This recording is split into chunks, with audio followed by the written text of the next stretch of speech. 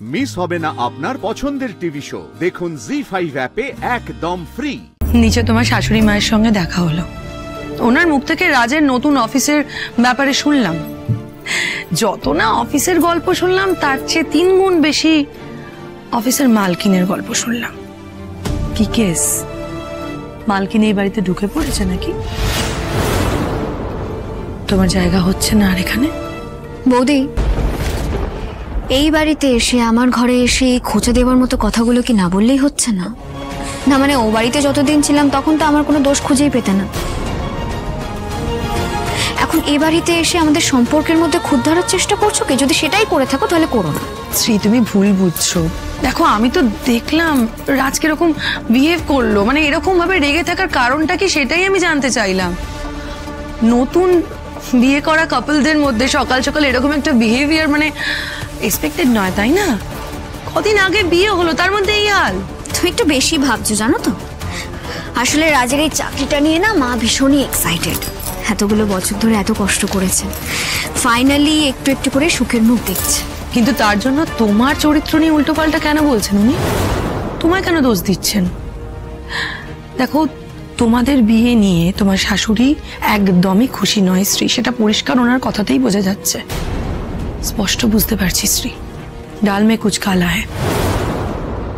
আমার কাছে না লুকিয়ে বলো তো, ওই রাজের বসের ব্যাপারটা আমাকে একটু খুলে বলো না শ্রী। কি ব্যাপার? এই বস কি কম বয়সী, সুন্দরী? তুমি তো দেখছি পুরো সিনেমার মতো গল্প বানিয়ে ফেলেছো বৌদি। এত ভেবো না। আচ্ছা নিচে চলো, কি খাবে বলো, আমি এক্ষুনি বানিয়ে দিচ্ছি। দেখো শ্রী, তোমার আমার মধ্যে সময়ে অসময়ে নানা কারণে নানা বিষয় নিয়ে ঝামেলা হয়েছে, কিন্তু দিনের শেষে তো আমরা 2 বোনের মতো। আমাকে লুকিও না, বলো না কি হয়েছে। তুমি ভুল ভাবছো বৌদি। বিষয়টা না ভীষণ সিম্পল, ভীষণ নর্মাল একটা বিষয়। অফিসে জয়েন করার পরেই রাজ ওই অফিসের অনেক ডিফিকাল্ট প্রবলেমগুলো সলভ করে দেয়। তাই প্রত্যেকে ওকে ভীষণ ভালোবাসে, প্রশংসা করার উপহার দেয়। ব্যাস এটুকুই। সেটা হলেই ভালো।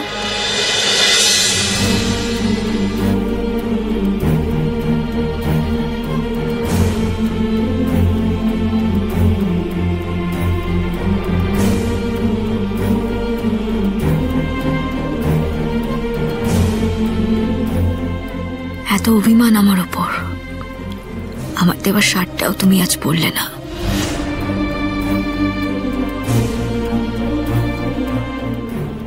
মা, আমি বেরোচ্ছি। ও মা, বেরোচ্ছিস কি রে? হ্যাঁ, খেয়ে বেরোবি?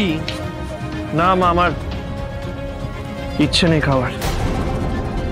পরে যদি আমার খিদে পায় আমি বাইরে কিছু খেয়ে নেবো। কে কি অলক্ষণের কথা বলতো বাবা?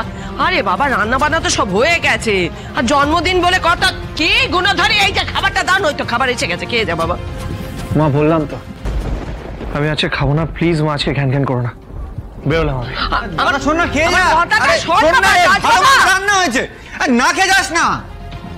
হলো তো, হলো, শান্তি হয়েছে তো? শান্তি হয়েছে? জন্মদিনের দিন আমার ছেলেটা তোমার জন্য না খেয়ে বেরিয়ে গেল, শান্তি হয়েছে? হ্যাঁ, পিত্তি পড়বে আমার ছেলেটার। এগুলো সব পঞ্চব্যঞ্জন কার জন্য সাজিয়ে নিচ্ছিস? কে খাবে? জি5 ডাউনলোড করুন আর সব এপিসোড দেখুন একদম ফ্রি।